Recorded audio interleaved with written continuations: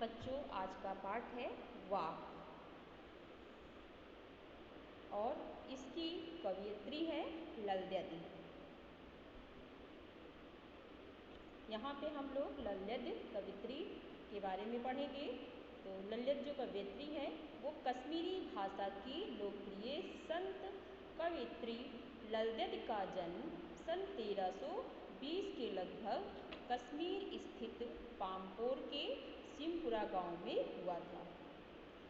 इनके जीवन के बारे में प्रामाणिक जानकारी नहीं मिलती है, इसीलिए देखिए यहाँ पे बताया गया है कि 1320 के आसपास में इनका जन्म हुआ था। और लल्यद के साथ साथ में इनके और भी नाम थे, जैसे कि लल्यद को लल्लेश्वरी भी कहा जाता था, लला भी कहा जाता था, लल योगेश्वरी भी कहा जाता था और ललारिखा भी कहा जाता था, आदि नामों से भी जाना जाता है। उनका देहांत सन 1391 के आसपास माना जाता है, यानी कि इनका जन्म 1320 के आसपास था और इनकी मृत्यु 1391 के आसपास माना जाता है। लल्यद की काव्य शैली को वाक कहा जाता है। वाक मीन्स क्या होता है? शब्द या वचन। तो इनकी जो काव्य शैली है उसे क्या कहा जाता है? वाक कहा जाता है। जैसे तुलसीदास ने रामचरितमानस की शैली में लिखा तो चौपाई शैली में लिखा है, उसी प्रकार से इन्होंने वाक में लिखा है। तो इनकी काव्य शैली जो है वो वाक है। और जिस तरह हिंदी में कबीर के दोहे हम लोग पढ़ते हैं, मीरा के पद को पढ़ते हैं, तुलसी की चौपाई को पढ़ते हैं और रसखान के सवैये को पढ़ते हैं, प्रसिद्ध हैं वह, उसी तरह लल्यद के वाक भी प्रसिद्ध हैं। अपने वाकों के जरिए इन्होंने जाति और धर्म की संकीर्णताओं से ऊपर उठकर भक्ति के ऐसे रास्ते पर चलने पर जोर दिया है जिसका जुड़ाव जीवन से हो। इन्होंने धार्मिक आडंबरों का विरोध किया है और प्रेम को सबसे बड़ा मूल्य बताया है। जिस प्रकार से जो कबीर थे वो जात पात का विरोध करते थे, धार्मिक आडंबरों का विरोध करते थे, ठीक उसी प्रकार से इनकी रचनाओं को पढ़ करके मालूम होता है कि ये भी धार्मिक आडंबरों का विरोध करती थी और प्रेम को ही सबसे बड़ा मूल्य बताती थी। लोक जीवन के तत्वों से प्रेरित लल्यद की रचनाओं में तत्कालीन पंडिताओं भाषा, संस्कृत और दरबार के बोझ से दबी फारसी के स्थान पर जनता की सरल भाषा का प्रयोग हुआ। इन्होंने अपनी भाषा में संस्कृत का नहीं, फारसी का नहीं, बल्कि ऐसी भाषा का प्रयोग किया है जो साधारण जनता आसानी से समझ सके। यही कारण है कि लल्यद की रचनाएं सैकड़ों सालों से कश्मीरी जनता की स्मृति में, यानी उनकी यादों में और वाणी में आज भी जीवित हैं। वे आधुनिक कश्मीरी भाषा का प्रमुख स्तंभ मानी जाती हैं। अब यहाँ पे हम लोग जो वाक रचना है उसके बारे में पढ़ेंगे कि इनके जो 4 वाक यहाँ पे सम्मिलित किए गए हैं। इस पाठ में इनके लल्यद के 4 वाकों को सम्मिलित किया गया है और विद्यार्थियों को भक्ति काल की व्यापक जनचेतना और उसके अखिल मीन्स क्या होता है? संपूर्ण। तो अखिल भारतीय स्वरूप से परिचित कराने के उद्देश्य से यहाँ पर लल्यद के 4 वाकों का हिंदी अनुवाद प्रस्तुत किया जा रहा है, क्योंकि लल्यद जो थी वो कश्मीरी भाषा की कवयित्री थी और उन्होंने कश्मीरी भाषा में लिखा था, तो इसे अनुदित करके, इसे हिंदी में अनुदित करके यहाँ पर प्रस्तुत किया गया है। और इसका अनुवाद किसने किया? तो मीराकांत जी ने इसका अनुवाद किया है। इसे कश्मीरी भाषा से हिंदी में अनुवाद किसने किया है? मीराकांत जी ने किया है। तो हिंदी अनुवाद प्रस्तुत किया जा रहा है और पहले वाक में, यानी लल्यद का जो पहला वाक है उसमें क्या बताया गया है? तो पहला जो वाक है उसमें लल्यद ने ईश्वर प्राप्ति के लिए किए जाने वाले अपने प्रयासों की व्यर्थता की चर्चा की है। और दूसरा जो वाक्य है उसमें बाह्य आडंबरों का विरोध करते हुए यह बताया है कि अंतःकरण से समभावी होने पर ही मनुष्य की चेतना व्यापक हो सकती है। यानी कि जब उसके हृदय में समानता का भाव होगा और तब उदारता जन्मेगी और इससे मनुष्य की जो चेतना है वो व्यापक रूप लेगी।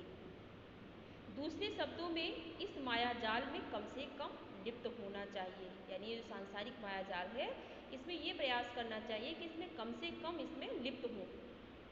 इस उसके आकर्षण में कम से कम फंसें। और तीसरा जो वाक्य है उसमें कवयित्री ने आत्म आलोचन की अभिव्यक्ति की है। वह अनुभव करती हैं कि भवसागर से पार जाने के लिए सद्कर्म ही सहायक होते हैं, यानी कि यदि भवसागर से पार होना है और मोक्ष पाना है, मुक्ति पाना है, तो वो मनुष्य जो अच्छे कर्म करते हैं, सद्कर्म मतलब जो मनुष्य के द्वारा किए गए अच्छे कर्म होते हैं, वही उन्हें भवसागर से पार लगाते हैं। और भेदभाव का विरोध और ईश्वर की सर्वव्यापकता का वर्णन चौथे वाक्य में किया गया है। चौथे वाक्य में क्या है? भेदभाव का विरोध किया गया है। किसी भी आधार पे, जातिगत आधार पे या ऊंच नीच के आधार पर किसी के प्रति कोई भेदभाव नहीं करना चाहिए, उसका इन्होंने विरोध किया है। और ईश्वर की सर्वव्यापकता को सिद्ध किया है कि जो ईश्वर जो है वो हर जगह, हर कण में, हर जगह पर ईश्वर विद्यमान है। तो इस चीज़ को चौथे वाक्य में बताया है। ललित ने आत्मज्ञान को ही सच्चा ज्ञान माना है। प्रस्तुत वाक्यों का अनुवाद मीराकांत ने किया है। अब आइए पढ़ते हैं पहला वाक्य। रस्सी कच्चे धागे की खींच रही मैं नाव, और जाने कब सुन मेरी पुकार, करे देव। देव मीन्स क्या होता है? ईश्वर। और भवसागर मतलब संसार रूपी सागर। अब यहाँ पे रस्सी कच्चे धागे की रस्सी किसे कहा गया है? सांस को कहा गया है कच्चे धागे की रस्सी।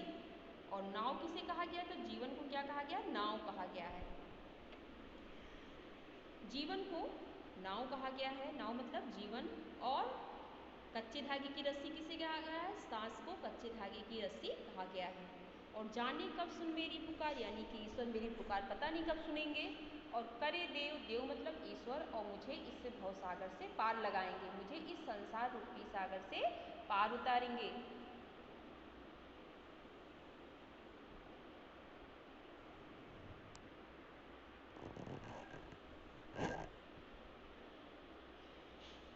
पानी, वो ललित जो कवित्री है वो कहती हैं कि मैं अपने जीवन रूपी नैया को कच्चे धागे की रस्सी, यानी सांस रूपी कच्चे धागे की रस्सी के सहारे खींच रही हूँ।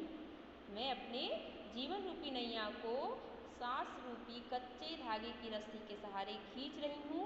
और वह जो नाव है कहाँ चल रही है? संसार रूपी सागर में चल रही है। और वो ईश्वर से प्रार्थना करती, उनकी ये इच्छा है, वो ईश्वर को पुकारती हैं, उनसे प्रार्थना करती हैं कि हे ईश्वर, मुझे इस संसार रूपी सागर से पार लगाओ, मुझे इससे मुक्ति दो। मैं अपने जीवन रूपी नैया को सांस रूपी कच्चे धागे की रस्सी के सहारे खींच रही हूँ। अब मेरी प्रार्थना को स्वीकार करो और मुझे इस संसार रूपी सागर से पार लगाओ। पानी टपके कच्चे सकोरे और व्यर्थ प्रयास हो रहे मेरे। फिर वो कहती हैं आगे कि पानी टपके यानी पानी टपकता है। और कच्चे सकोरे मीन्स होता है कच्ची मिट्टी का बना बर्तन।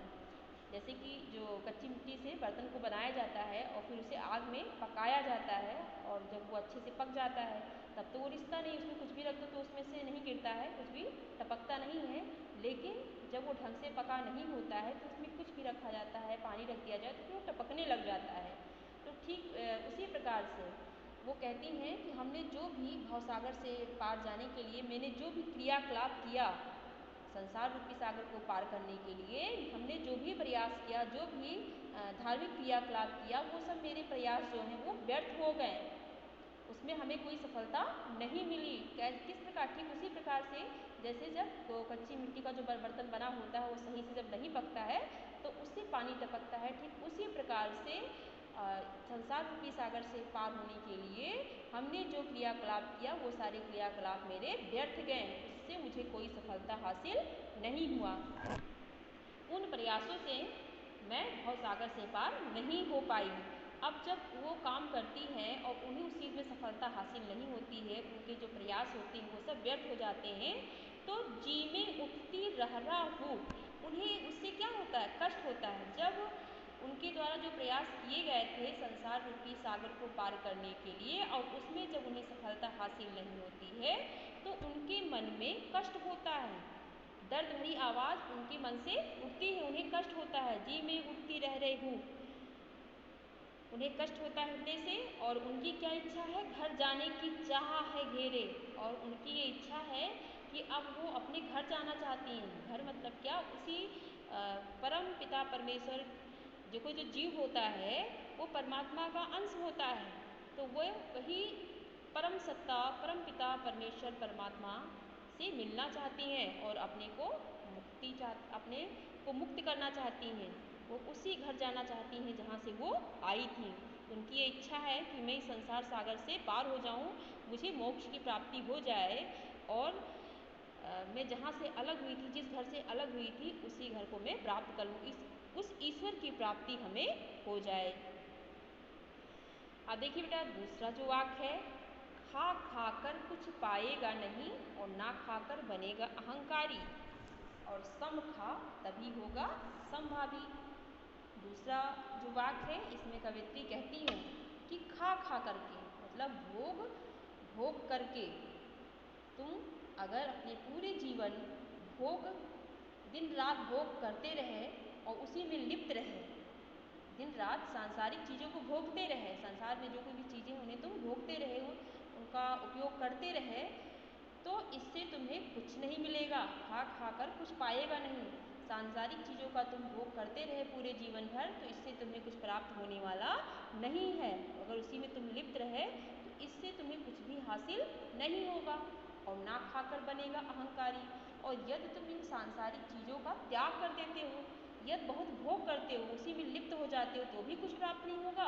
और ना खाकर यदि तुम उसे नहीं खाते, यानी कि जब उसका यदि त्याग कर देते हो, तो तुम्हारे अंदर क्या हो जाएगा, अहंकार हो जाएगा, तुम अहंकारी बन जाओगे। यदि तुम उन सब चीज़ों को त्याग देते हो तो तुम अहंकारी बन जाओगे।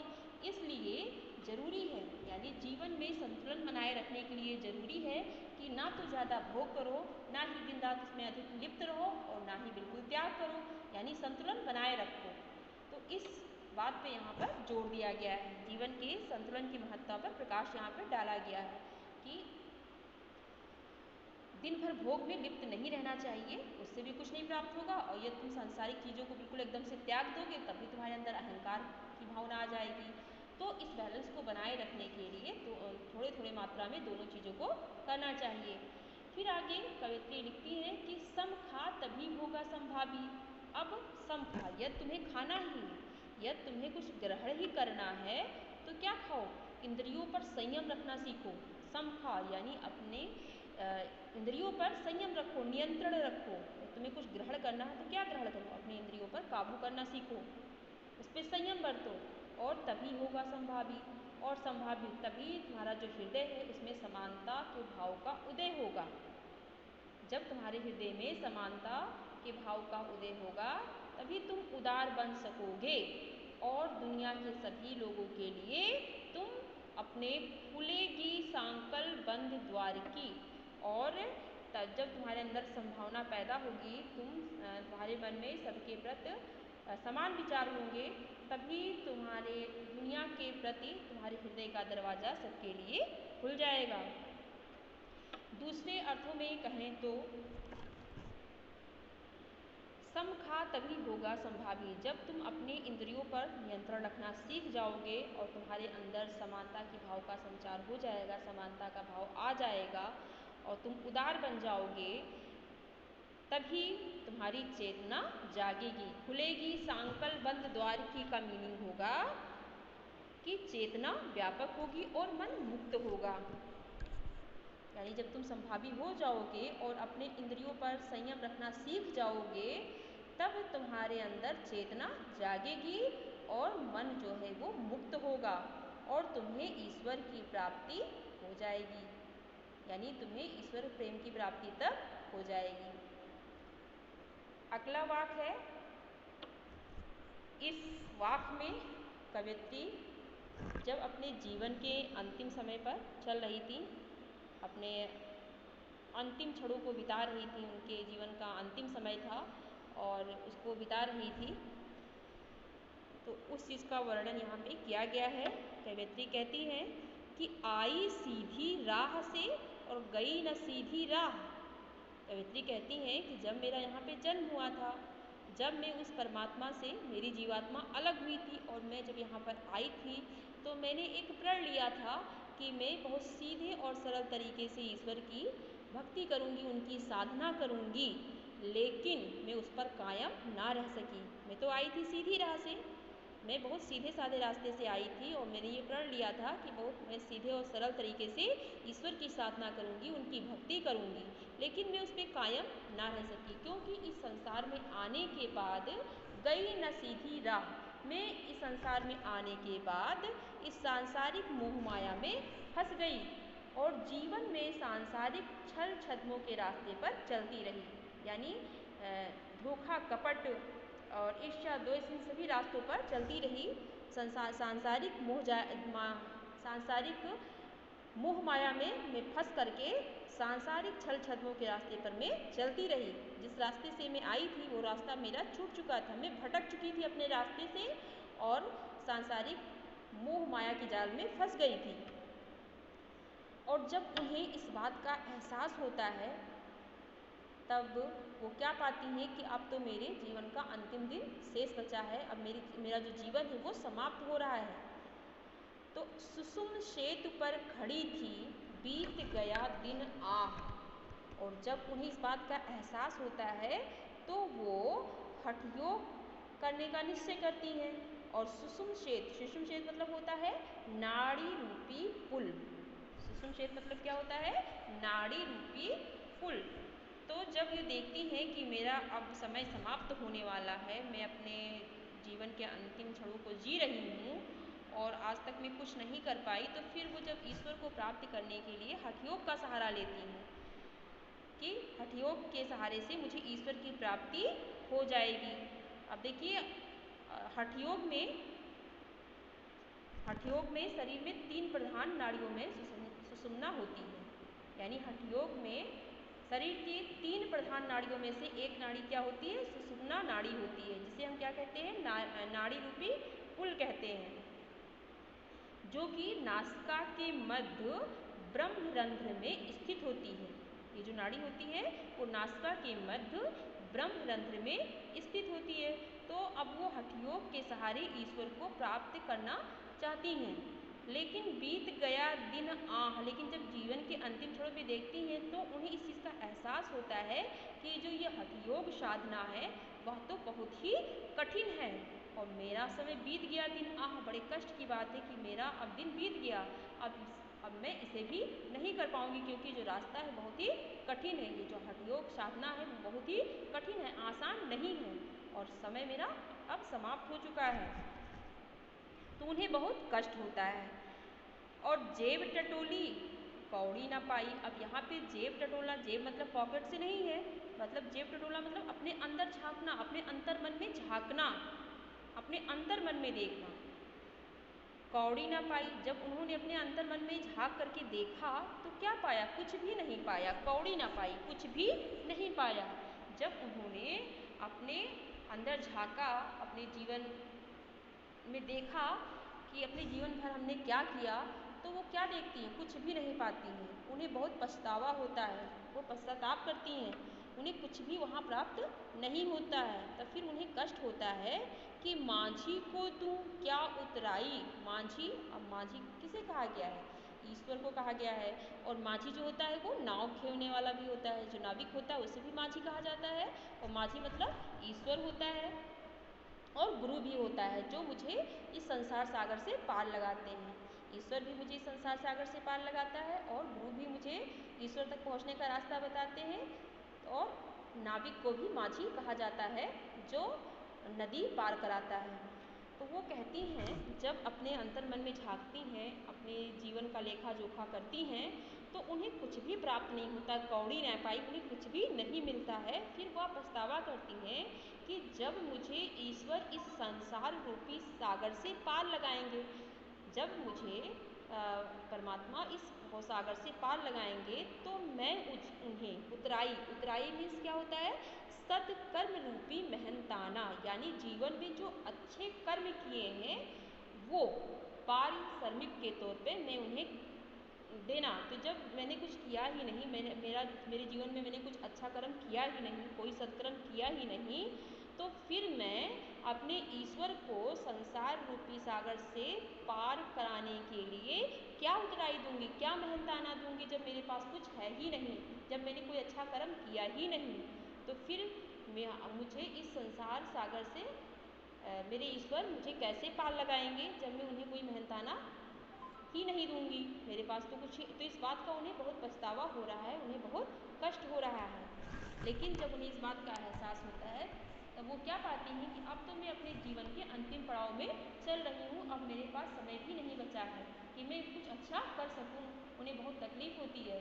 तो वही वो कहती हैं कि जब वो अपने अंतर जेब टटोली, जब अपने अंतर मन में झांकती हैं, अपने हृदय में देखती हैं, अपने जीवन का लेखा जोखा करती हैं, तो उन्हें कुछ भी प्राप्त नहीं होता है, कोई भी अच्छा कर्म उन्हें नज़र नहीं आता है कि जो उनके द्वारा किया गया और उस सत्कर्म रूपी मेहनतानी को वो अपने उस ईश्वर को दे सकें जो उन्हें इस भव सागर से पार लगाएंगे। तो इस बात का उन्हें बहुत कष्ट है। वो कहती हैं कि जब ईश्वर मुझे इस भव सागर से पार लगाएंगे तो मैं उन्हें कौन सा सदकर्म रूपी मेहनताना दूंगी, क्योंकि सदकर्मों से ही इंसान जो है इस भवसागर से पार हो सकता है। अपने अच्छे कर्मों से ही इंसान इस भवसागर से पार हो सकता है, लेकिन उनके तो कोई अच्छे कर्म थे ही नहीं, इसलिए उन्हें बहुत कष्ट होता है। अगला पैरा जो है, चौथा जो है, इसमें कवियत्री ने भेदभाव का क्या विरोध किया है और इस चीज़ को बताया है कि ईश्वर सर्वव्यापक है, सब जगह बसता है। तो ये जो है बहुत इजी है, बहुत सरल है इसका मीनिंग। थल थल में बसता है शिव ही और भेद न कर क्या हिंदू मुसलमान। कवित्री बताती है कि कण कण में, थल थल मतलब कण कण में बसता है, निवास करता है। शिव मतलब ईश्वर, ईश्वर तो कण कण में बसता है, हर जगह वो निवास करता है, सर्वत्र उसकी व्यापकता है।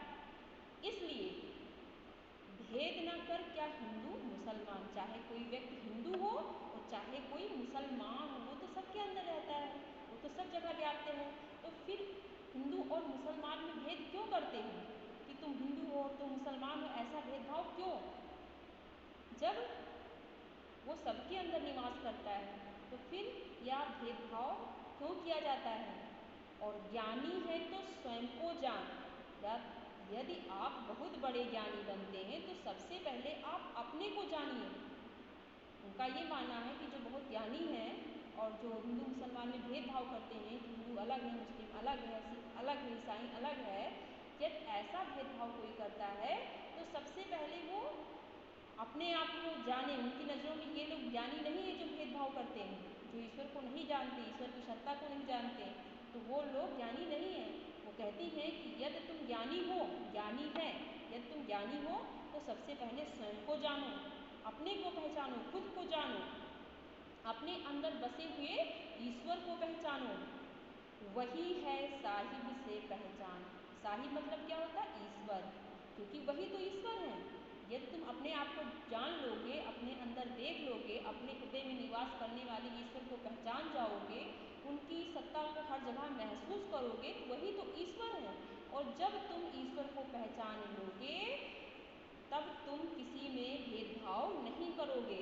अपने भीतर पहले झांको, अपने भीतर बसे हुए ईश्वर को पहचानो, और जिस दिन तुम अपने भीतर बसे हुए ईश्वर को और सर्वत्र उनकी व्यापकता को जान जाओगे तब तुम किसी प्रकार का भेदभाव नहीं करोगे, क्योंकि तब तुम बहुत बड़े ज्ञानी कहलाओगे। तो बच्चों आशा करते हैं कि ये जो ललित कवियत्री के जो वाक हैं, इनकी व्याख्या, इनका मीनिंग आप लोग को अच्छे से समझ में आ गया होगा। ओके बच्चों, thank you, have a nice day.